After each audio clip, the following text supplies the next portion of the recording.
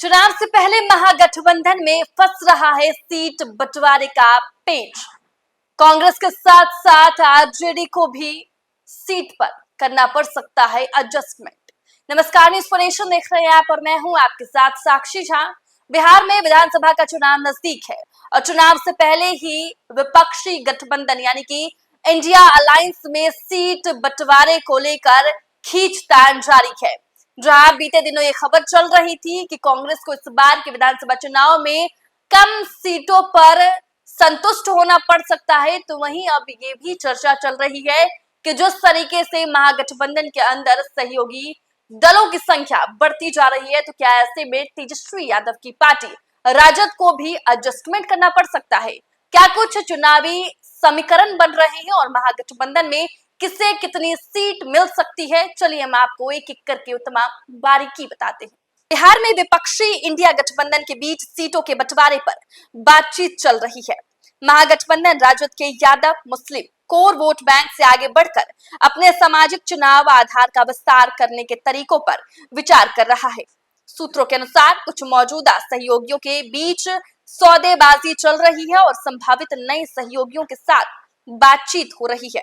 इसका कांग्रेस पर भी दबाव है कि वो 2020 में लड़ी गई 70 सीटों से कम पर समझौता करे, जिसमें उसे केवल 17 सीटें मिली थी। गठबंधन के नेता चाहते हैं कि कुछ सहयोगी इस बार यथार्थवादी बने और एडजस्टमेंट करे। झारखंड में सत्तारूढ़ इंडिया गठबंधन का नेतृत्व कर रही झामुमो बिहार में कुछ सीटों पर प्रभाव का दावा करते हुए विपक्षी गठबंधन में प्रवेश करना चाहती है।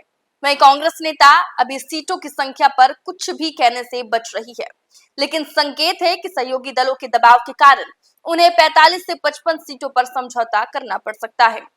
वहीं मुकेश सैनी के नेतृत्व वाली वीआईपी जो मछुआरा नाविक समुदायों से अपील करती है और 2020 में एनडीए गठबंधन में 4 सीटें जीती थी, 10 से अधिक सीटों की मांग कर रही है।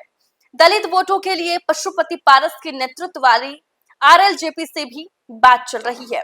भाकपा माले जिसने 2020 में 19 में से 12 सीटें जीतकर सर्वश्रेष्ठ स्ट्राइक रेट हासिल किया, इस बार लगभग 30 सीटों की मांग कर रही है। और वहीं राजद जिसने पिछली बार 140 से अधिक सीटों पर चुनाव लड़ा था, अब उन पर भी सहयोगी दलों को समायोजित करने का दबाव है।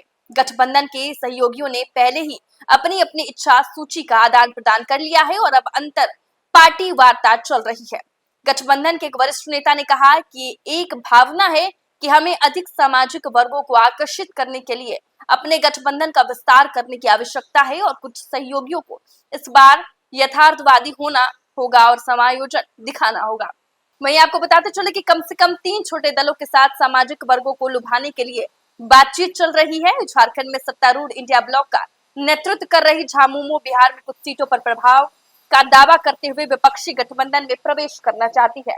मौजूदा सहयोगी भाकपा माले जिसने 2020 में 19 में से 12 सीटें जीतकर सर्वश्रेष्ठ स्ट्राइक रेट हासिल किया, इस बार लगभग 30 सीटों की मांग कर रही है। एनडीए में 2 दलित पार्टियां चिराग पासवान के नेतृत्व वाली लोजपा और जीतन राम मांझी के नेतृत्व वाली हम है। विपक्ष को एक दलित सहयोगी को पेश करने की आवश्यकता है, जिसके कारण पशुपति पारस के नेतृत्व वाली आरएलजेपी के साथ बातचीत चल रही है। भले ही उसकी चुनावी क्षमता अनिश्चित हो, लेकिन सीपीआई और सीपीएम लगभग 6 से अधिक सीटों पर समझौता कर सकते हैं। तो देखिए, महागठबंधन के अंदर सीट बंटवारे को लेकर खींचतान जारी है, क्योंकि महागठबंधन में कई ऐसे घटक दल हैं जो शामिल हुए हैं, जिसके बाद से अब महागठबंधन के जितने भी बड़े दल है यानी कि राजद और कांग्रेस, हो सकता है कि अब उन्हें इस बार के चुनाव में सीट बंटवारे पर थोड़ा कॉम्प्रोमाइज करना पड़े और पिछली बार की चुनाव की तुलना में इस बार के विधानसभा चुनाव में उन्हें कम सीटों पर चुनावी मैदान में उतरना पड़ सकता है। फिलहाल के लिए इस खबर में इतना ही। आप देखते रहें न्यूज़ नेशन।